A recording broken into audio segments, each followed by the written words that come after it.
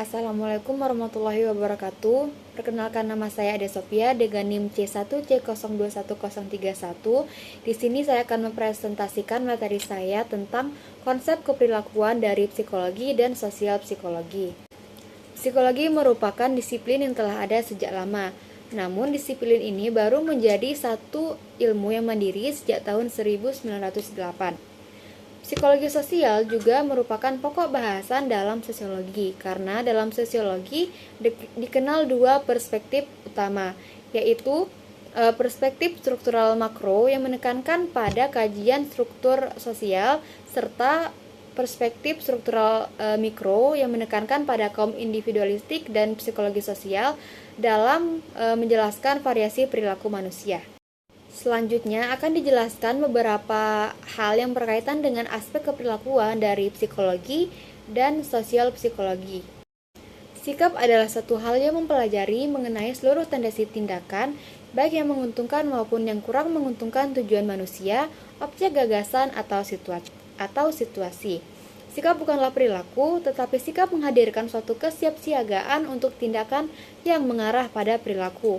Oleh karena itu, sikap merupakan wahana dalam membimbing perilaku. Sikap tidak sama dengan nilai, tetapi keduanya saling berhubungan. Sikap telah dipelajari dan dikembangkan dengan baik dan juga sukar diubah. Orang-orang mempelajari sikap dari pengalaman pribadi, orang tua, panutan, atau kelompok sosial. Para akuntan harus memahami sikap dalam rangka memahami dan memprediksikan perilaku. Beberapa teori terkait dengan sikap yaitu teori perubahan sikap, teori penguatan dan tanggapan stimulus, teori pertimbangan sosial, konsistensi dan teori perselisihan, teori disonansi kognitif, dan teori persepsi diri. Yang pertama yaitu teori perubahan sikap. Teori perubahan sikap dapat membantu memprediksikan pendekatan yang paling efektif. Sikap mungkin dapat berubah sebagai hasil pendekatan dan keadaan. Perlu diingat bahwa sikap dapat berubah tanpa dibentuk. Kemudian teori penguatan dan tanggapan stimulus. Teori penguatan dan tanggapan stimulus dari perubahan sikap terfokus pada bagaimana orang menanggapi rangsangan tertentu. Tanggapan seperti diulangi jika tanggapan tersebut dihargai dan dikuatkan. Kemudian teori pertimbangan sosial terhadap perubahan sikap, mengambil pendekatan yang persepsual. Teori pertimbangan sosial ini merupakan suatu hasil dari perubahan mengenai bagaimana orang-orang merasa menjadi suatu objek dan bukannya hasil perubahan dari mempercayai suatu objek. Selanjutnya, konsistensi dan teori perselisihan. Beberapa teori perubahan sikap berasumsi bahwa orang-orang mencoba untuk memelihara konsistensi atau kesesuaian antara sikap dan perilaku mereka. Teori ini menekankan pada pentingnya kepercayaan dan gagasan masyarakat. Teori disonansi kognitif. Disonansi kognitif mengacu pada setiap inkonsistensi yang dipersepsikan oleh seseorang terhadap dua atau lebih sikapnya. Festinger mengatakan setiap inkonsistensi akan menghasilkan rasa tidak nyaman dan sebagai akibatnya seseorang akan mencoba untuk menguranginya. Yang terakhir yaitu teori persepsi diri. Teori persepsi diri menganggap orang-orang mengembangkan sikap berdasarkan pada bagaimana mereka mengamati dan menginterpretasikan perilaku mereka sendiri. Dengan kata lain, teori ini mengusulkan fakta bahwa sikap tidak menentukan perilaku, tetapi sikap itu dibentuk setelah perilaku terjadi, guna menawarkan sikap yang konsisten dengan perilaku. Persepsi adalah bagaimana orang-orang melihat atau menginterpretasikan peristiwa objek serta manusia.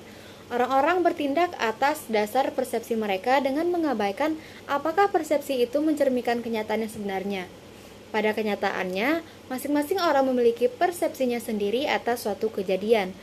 Menurut Kamus Besar Bahasa Indonesia pada tahun 1995, mendefinisikan persepsi sebagai tanggapan atau penerimaan langsung dari sesuatu atau proses seseorang mengetahui beberapa hal melalui panca indera. Sedangkan dalam lingkup yang lebih luas, persepsi merupakan suatu proses yang melibatkan pengetahuan-pengetahuan sebelumnya dalam memperoleh dan menginterpretasikan stimulus yang ditunjukkan oleh panca indera. Selanjutnya nilai. Nilai secara mendasar dinyatakan sebagai suatu modus perilaku atau keadaan akhir dari eksistensi yang khas dan lebih disukai secara pribadi atau sosial dibandingkan dengan suatu modus perilaku atau keadaan akhir yang berlawanan. Nilai mengandung suatu unsur pertimbangan dalam pengertian bahwa nilai mengemban gagasan-gagasan seseorang individu mengenai apa yang benar, baik, atau diinginkan. Adapun arti penting nilai dalam mempelajari perilaku dalam organisasi, nilai dinyatakan penting karena nilai meletakkan dasar untuk memahami sikap serta motivasi, dan karena nilai memengaruhi persepsi manusia. Nilai dan dilema. Etika kesempatan dapat dilihat sebagai suatu standar etika yang diharapkan di mana dapat dilihat setiap perubahan perilaku di dalam organisasi profesi sendiri, serta setiap perubahan perilaku yang diharapkan dari yang lainnya. Nilai-nilai sepanjang budaya. Sejak dini, anak-anak di Amerika diajari mengenai nilai-nilai individualisme dan keunikan. Sebaliknya, anak-anak Jepang diajari untuk menjadi pemain tim, bekerja dalam kelompok, dan harus menyesuaikan diri antara satu dengan yang lain. Sebagian besar pendidikan mahasiswa Amerika adalah untuk belajar berpikir, menganalisis, dan mempertanyakan.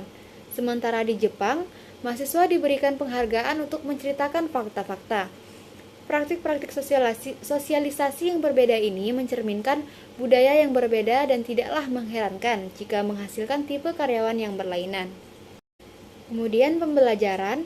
Pembelajaran adalah proses di mana perilaku baru diperlukan. Pembelajaran terjadi sebagai hasil dari motivasi, pengalaman, dan pengulangan dalam merespons situasi. Kombinasi dari motivasi, pengalaman, dan pengulangan dalam merespons situasi ini terjadi dalam 3 bentuk: pengaruh keadaan klasik, pengaruh keadaan operan, dan pembelajaran sosial. Pengondisian klasik merupakan proses pembelajaran dari suatu respons atau suatu rangsangan yang tidak terkondisikan. Kemudian pada pengondisian operan merupakan fungsi dari konsekuensi, di mana dari konsekuensi orang belajar untuk mendapatkan apa yang mereka inginkan dan menghindari apa yang tidak mereka inginkan. Lalu pada pembelajaran sosial, individu-individu dapat belajar mengenai apa yang terjadi pada orang lain, baik dengan cara diberitahu maupun mengalaminya secara langsung. Kepribadian. Kepribadian mengacu pada bagian karakteristik psikologi dalam diri seseorang yang menentukan dan mencerminkan bagaimana orang tersebut merespon lingkungannya.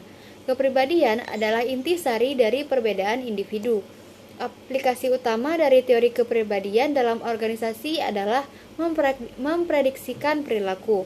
Pengujian perilaku ditentukan oleh banyaknya efektivitas dalam tekanan pekerjaan. Apakah kepribadian ditentukan sebelumnya saat kelahiran, ataukah kepribadian merupakan akibat dari interaksi? Di sini dijelaskan 3 hal yang menentukan pembentukan kepribadian. Yang pertama yaitu keturunan. Sebagian besar peneliti mengemukakan bahwa keturunan merupakan penentu pada saat pembuahan. Kemudian pada lingkungan, di antara faktor-faktor yang menekankan pada pembentukan kepribadian adalah budaya di mana seseorang dibesarkan, pengondisian di norma-norma di antara keluarga, teman-teman, dan kelompok-kelompok sosial, serta pengaruh lain yang dialami. Yang terakhir yaitu situasi. Faktor ini mempengaruhi dampak keturunan dan lingkungan terhadap kepribadian. Baiklah, sekian materi dari saya. Semoga apa yang telah saya jelaskan dan saya sampaikan dapat menambah wawasan dan menjadi pembelajaran bagi kita semua. Untuk akhirnya, saya ucapkan terima kasih.